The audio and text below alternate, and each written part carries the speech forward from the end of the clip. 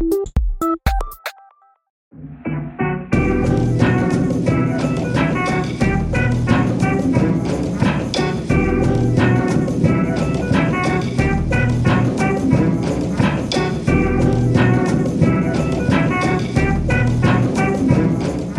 autres, qu'est-ce qu'on a fait? C'est qu'on a fait vraiment une équipe avant de faire un projet. Donc, on était 12 chums qui se sont mis ensemble pour le projet de fin de bac. Au début, on n'avait pas vraiment d'idée. Puis, à un moment donné, on a sorti l'idée d'un sous-marin. Moi, j'étais plongeur, j'étais le seul plongeur de l'équipe.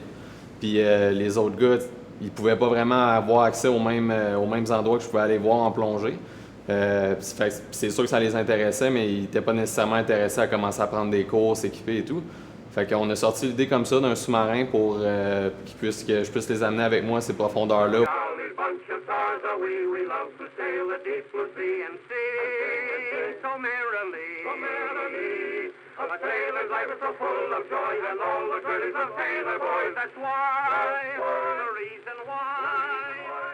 On peut pas vraiment apprécier ça à moins d'y aller en personne. On peut voir des films, des choses comme ça, mais ça rend jamais vraiment justice à l'ambiance qu'il y a dans un fond sous-marin. C'est un environnement super hostile, puis on se sent vraiment privilégié quand on est là d'être une des rares personnes qui ont accès à ça. Des défis d'ingénierie, on en a rencontré vraiment un grand nombre là, pendant notre projet. Les gens ne se rendent pas compte, mais un environnement sous-marin là, à profondeur, même on parle ici de 100 mètres, même à 100 mètres, ça représente un défi incroyable là, en termes de pression surtout. Donc, vu que c'est un sous-marin à pression atmosphérique, donc à l'intérieur, le pilote subit la même pression qu'on subit ici. La pression extérieure, c'est toute la structure qui doit la prendre. Puis on parle d'une pression qui est équivalente à 11 fois celle qu'on subit ici à la surface. Donc, c'est une pression vraiment importante. Puis toutes les composantes qui sont à l'extérieur du sous-marin doivent rester à cette pression-là, l'habitacle. Puis en plus de ça, il faut que le tout soit étanche. Donc, souvent, le monde ne réalise pas, mais il y a beaucoup d'ingénieurs qui croient qu'aller sous l'eau à grande profondeur, c'est encore plus difficile que d'aller dans l'espace encore aujourd'hui. Donc,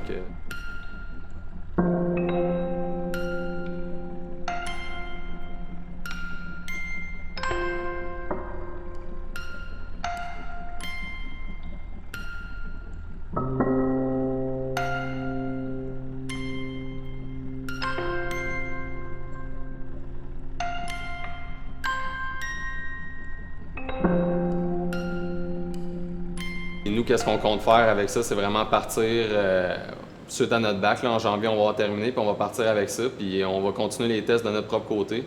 Puis on n'a pas l'intention de le commercialiser.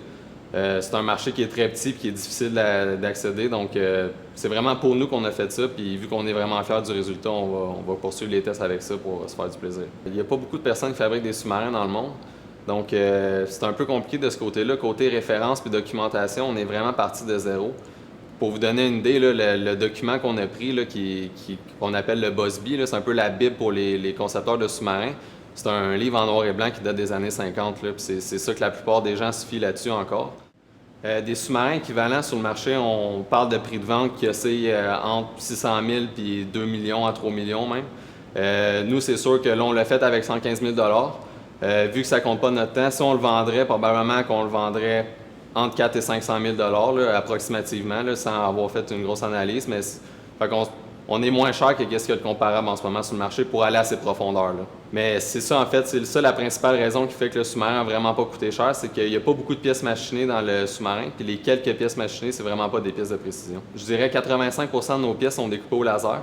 Donc, c'est des pièces qui sont découpées au laser en 2D, puis après ça, que nous, on a fait la soudure ou qu'on les a fait faire par nos partenaires.